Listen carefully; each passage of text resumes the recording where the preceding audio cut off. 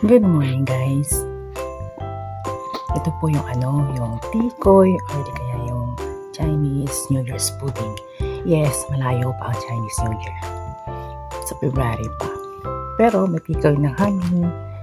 Ganyan po siya.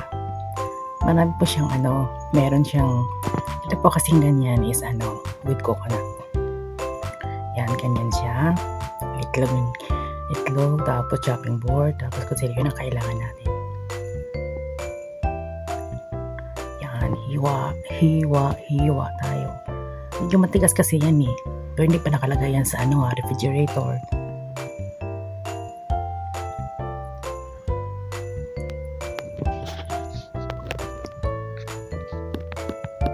Alam. Ganyan na siya guys. Tapos, yan kasi gusto ni Madam naka-steam. Kaya separate yun sa kanya. Hindi ko siya ipa-fry with egg.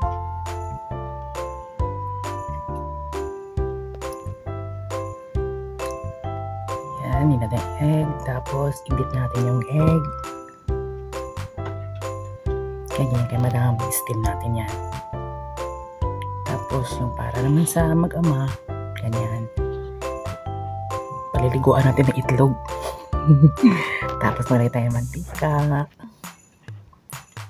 Low fry lang. Low Low fire lang ha.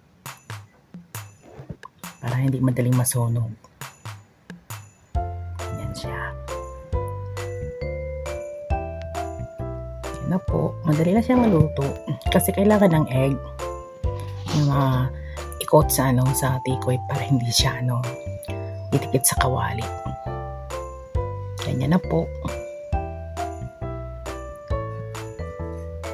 Yan ngayon ang breakfast nila. See?